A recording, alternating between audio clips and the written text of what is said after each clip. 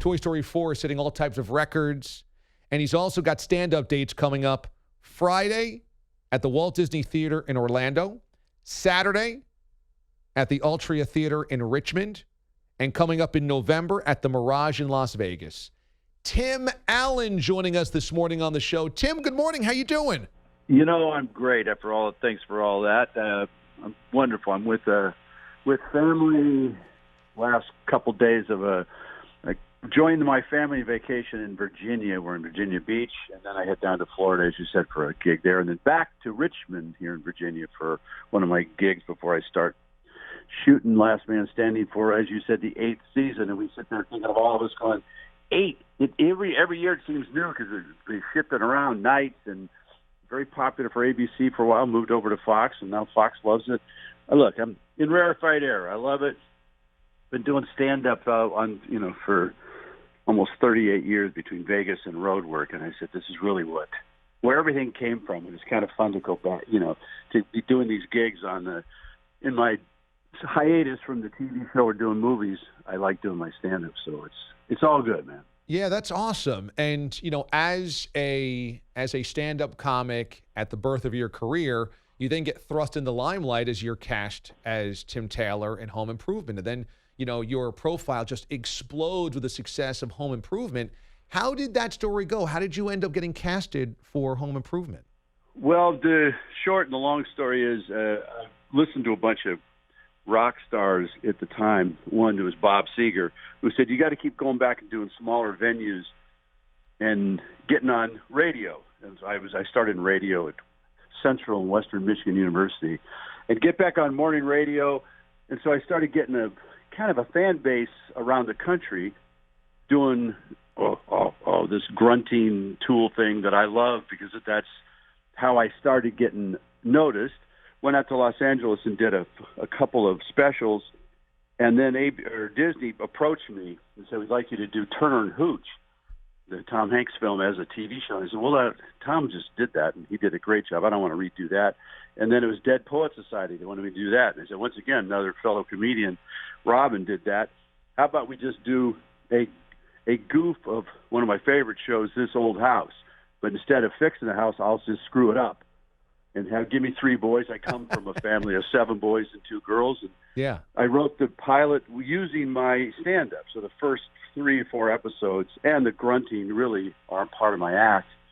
And we wrote that, and as they say, the rest is history. That's awesome. Tim Allen is our guest this morning on the show. Since we are a sports radio show on a sports radio network, your fandom around the Lions, I think many people might have thought was just for the show. It was set in Detroit, set in Michigan, so it seemed to make a lot of sense. But yet you really have an earnest fandom about Michigan sports teams because you moved there when you were really young, right?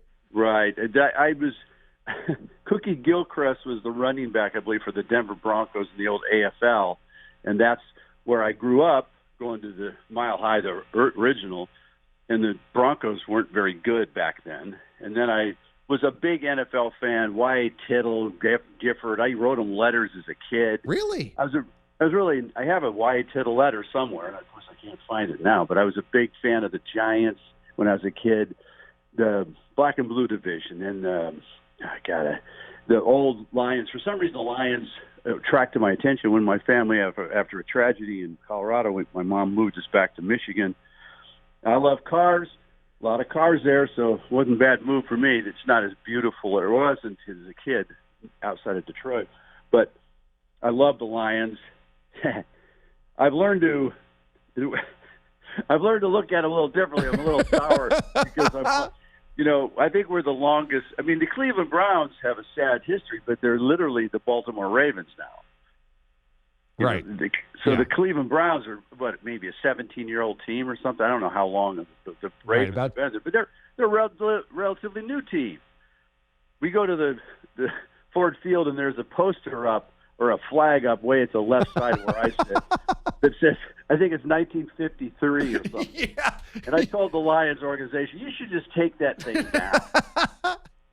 All that does is remind diehard fans, it's been a long time, people.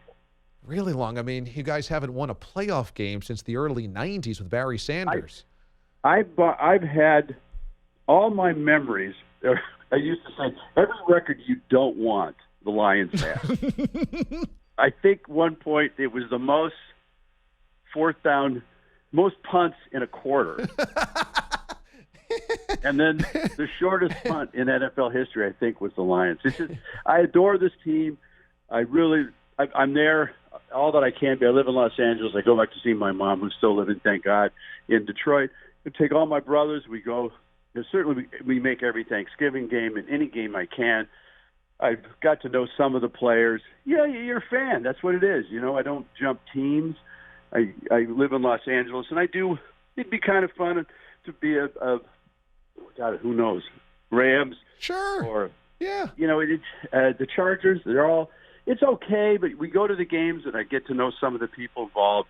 And I like to be a fan, and my wife's a big Steeler fan, and her family's all big Steeler fans, and it'd be easy to jump ship, but I'm not that way. Well, I'm a Lions fan, that's what it is. You just earned so much credibility on this show from this staff and our listeners because you have an easy out to be a Steelers fan or a Rams fan right now, and you are not taking it. You are staying with the misery. You are staying with the pain. That is why we applaud you. Tim Allen joining us this morning on the show. Nice job. Hey, thanks. And now I'm depressed again. You're I've right. got myself very depressed because the season's starting. And I sat on the field one time, and they used to let me do a lot of interviews, and I did the coin toss, and I get to go on the field, and I love being there. One time I said, I got an idea. This is 4 seasons ago, and it was 2-8 or something. It was horrible. I said, I tell you what we should do is just end the season right now and go sit in the Patriots stands and so the team gets an idea of what it looks like when a team wins. And then maybe have the Red Wings coaching staff coach the team, because they may know nothing about football, but they know about winning, which is very opposite of the Lions coaching staff. Yes. Yeah. And they said, we don't want you doing any more interviews for us. Tim Allen is our guest this morning on the show. He's going to be performing stand-up this Friday at the Walt Disney Theater in Orlando, so get your tickets. Saturday, the Altria Theater in Richmond, and in November at the Mirage in Las Vegas. I want to ask you about what the magic is behind Toy Story's franchise. Now, Toy Story 4 has just picked up where 1, 2, and 3 left off. Is it the heart? Is it the friendship and the bonds? Is it how great the animation is? Is it that you and Tom have a really honest friendship? Because there's just something about Toy Story that resonates so much more than so many other animated films. I think it's a combination. I mean, Hanks and I both said it. On this one, 4, if it weren't animated, then it's not taking anything away from the genius of those guys.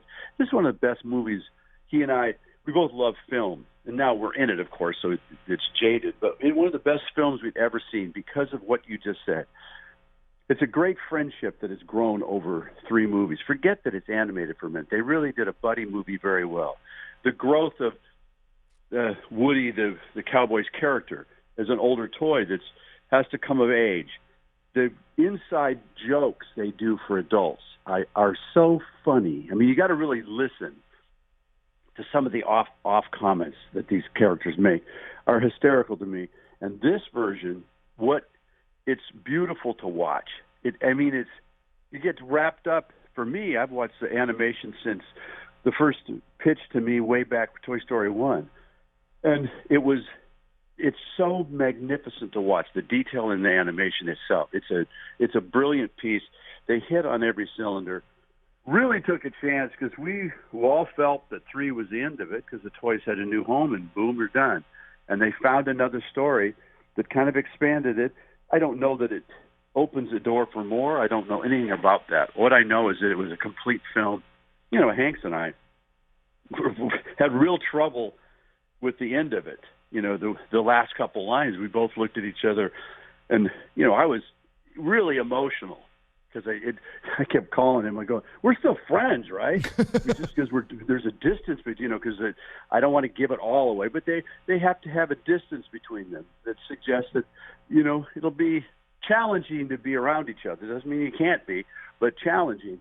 And he goes, "Tim, they're animated characters." No, you live near me. We can still see each other. Yeah. So did you have a problem with the last couple of lines because it was so emotional, or because you didn't? It was so well crafted that I read it and I thought there was a page after that. And I said, because we repeat a famous line that I say, and we split the line up.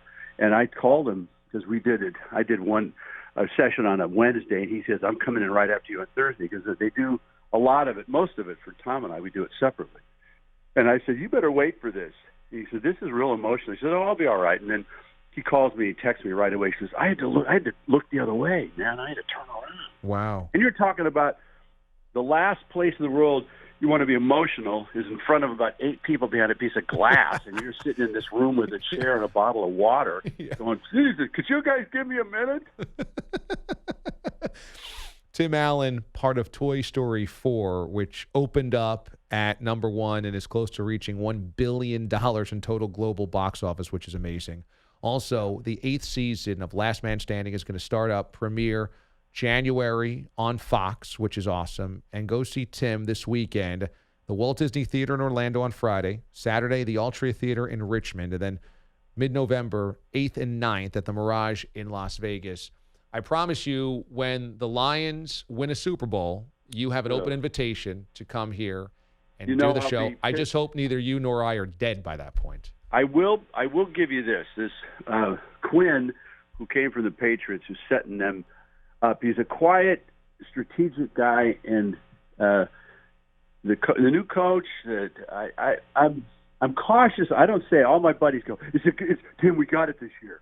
Tim, call me back. I think it looks like the year." And I say, "How many times have we heard this? Yeah, this Chicken Little thing." But this time, he picked up some interesting guys. And I remember the one line that I always remembered. Every year, there'll be the quarterbacks. They break his back. This Stafford has taken more hits. I remember Golden Tate once said, I'd get in the end zone and go, Jesus, I'm open. Oh, he's on his back. He said, Golden Tate said, I've never seen a quarterback get hit that many times and stand up. Yeah. So this guy can take a beating. If he had any time like Roethlisberger, I'd say Roethlisberger really could pull out a stool and sit down and just kind of wave. Right. How much time can a guy get? Tim Allen. I'll call you when they get the playoffs. I'll give you a call back. All right, bud. That would be great, man. Congratulations on all the success. This was a lot of fun. Thanks so much. Thanks for the call, man. You got it. Tim Allen joining us this morning here on the DA Show, CBS Sports Radio. You got to give Tim Allen credit. That just earned him so many points within this show and amongst the D-Aliens.